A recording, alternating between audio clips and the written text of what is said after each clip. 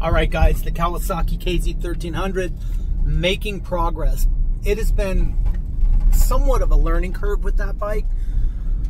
I've done a lot. If you have followed my channel, you know I've dealt with a lot of vintage bikes, but the KZ1300 really is kind of its own animal. And I've had other 6-cylinder bikes before. I've had I've had 3 CBXs, but the 1300 really is just kind of its own bird. Really, the carburation is unlike anything I've ever dealt with before with those 3 2-barrels.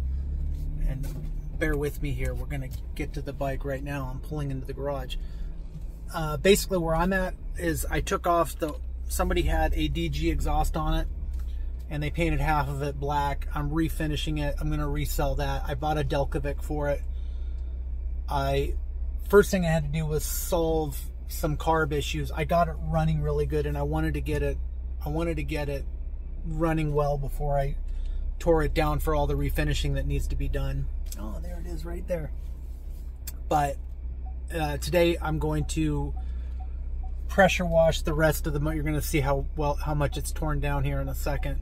I'm going to pressure wash the rest of the motor. I've got the pipe off it, so I want to get it real clean behind there.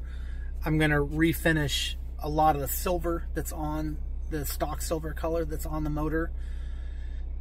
Repaint that, and then it'll be, oh, and I've got to go through, it's got a very interesting cooling system. The way that it's set up, from what I gather, I've learned that the thermostat is pushed in underneath, kind of like the valve cover area, but it looks like that goes, I think that's a gear-driven water pump that's below it. So I got to take that apart because I got to replace the thermostat because I know the thermostat wasn't opening. And then once I get that taken care of, put the new Delcovic pipe on it, and then the rest of it. Oh, I've got to rebuild the forks. I got to redo the forks, which is never a fun job. But anyway, enough talking. Let's take a look at the bike here. All right, so here she sits. So broken-hearted, but it's all good from here on out.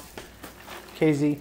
Anyway, so you can see I took a lot of the studs out of the motor just because I'm going to be refinishing it. Polished the outer carbs and tops of the carbs. I polished all the stuff on this side. All those wheels. These are all the parts. Just going to go through and clean everything up. And what else have I done? Changed the grips. It had some horrible grips on it. They were like a saddle color. I've got a new clutch lever coming for it because that's bent.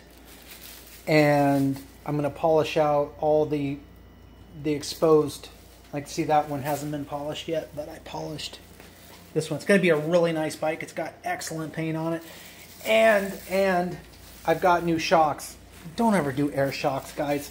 If something happens, or if one of these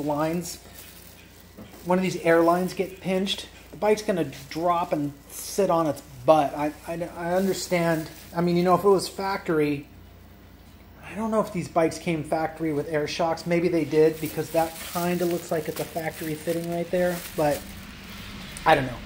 I just got some good aftermarket 365mm shocks on it. So that's where we're at. All right, guys, stay tuned. This is going to be a fun bike.